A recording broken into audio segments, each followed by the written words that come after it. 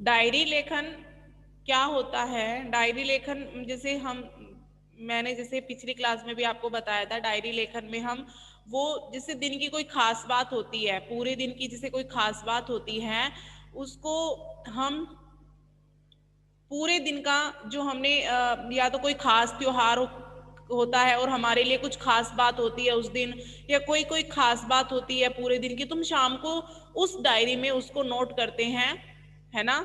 उन अपने मतलब उनको यादगार बनाने के लिए, उन पलों को यादगार बनाने के लिए, याद रखने के लिए उनको हम डायरी में नोट करते हैं। ठीक है।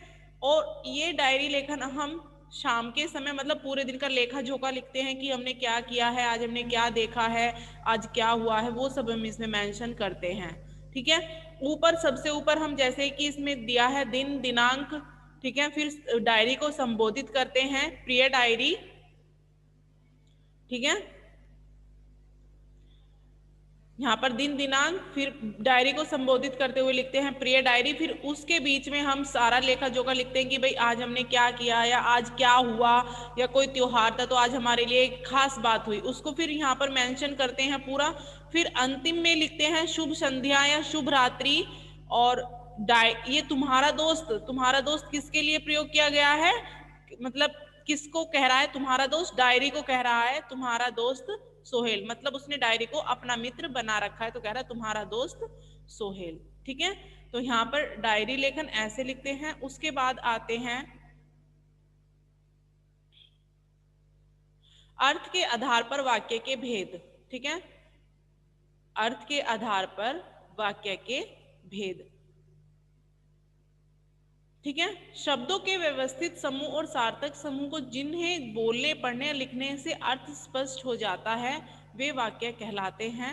जैसे इस उपवन में रंग बिरंगे फूल खिले हैं। ठीक है, या अगर हम सिंपल साधारण परिभाषा लिखें, शब्दों के व्यवस्थित समूह को वाक्य कहते हैं। ठीक है, ये भी हम लिख सकते हैं।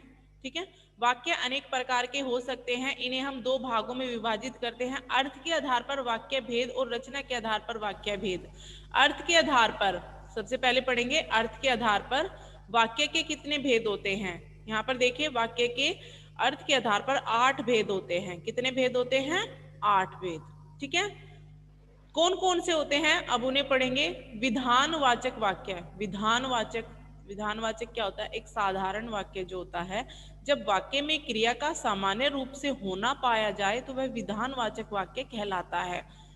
ठीक है, जैसे प्रधानाचार्य ने छात्रों को संबोधित किया, यहाँ पर एक साधारण वाक्य है, साधारण क्रिया है ना, नहीं तो मतलब कोई प्रश्न पूछा जा रहा है, ना ही कोई आज्ञा दी जा रही है, ना ही कोई नेगेटिव वाक्य है, निषेधवाचक वाक्य है, तो यहाँ पर एक साधारण सा वाक्य है, उसको हम क्या बोलते हैं? विधानवाचक वाक्य। ठीक है, दूसरा है निषेधवाचक, नेगेटिव।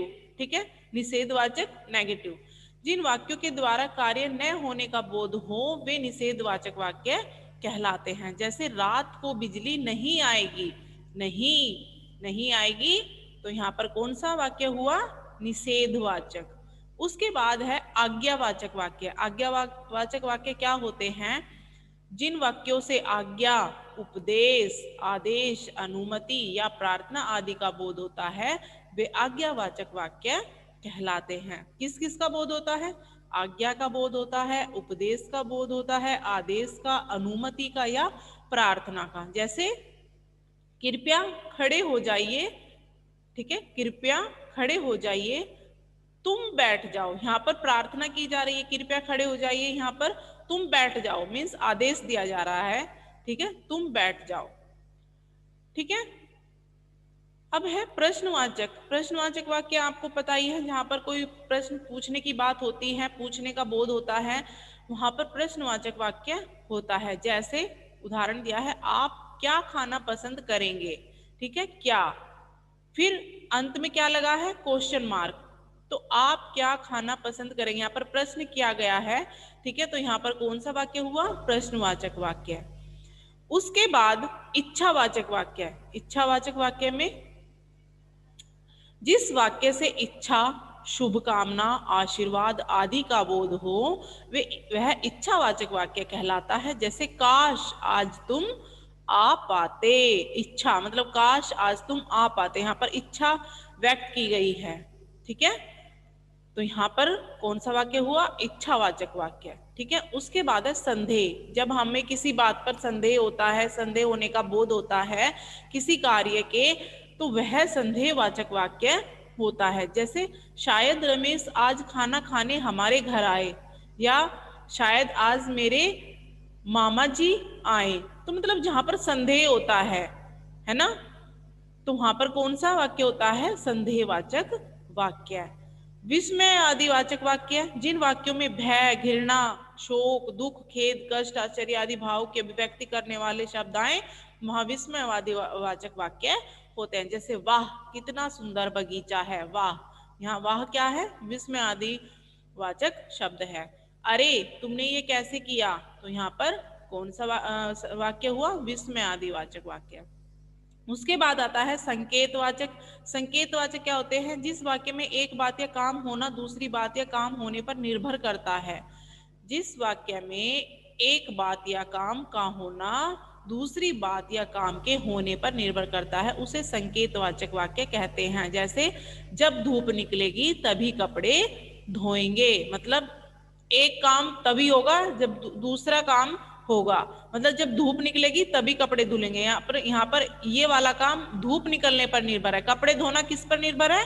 धूप निकलने पर। तो यहाँ पर एक काम दूसरे काम पर निर्भर होता है।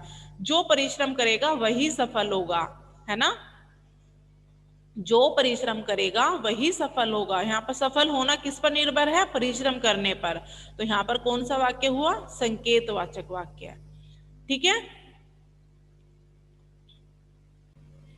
आह ये रसगुल्ले खाकर मजा आ गया, ये कौन सा वाक्य है? विस्मय आदिवाचक। Very good. तुम मेरी आंखों के सामने से हट जाओ, आज्ञावाचक। आज्ञावाचक। Very good. कल विद्यालय नहीं खुलेगा, निषेधवाचक। निषेधवाचक। निषेधवाचक।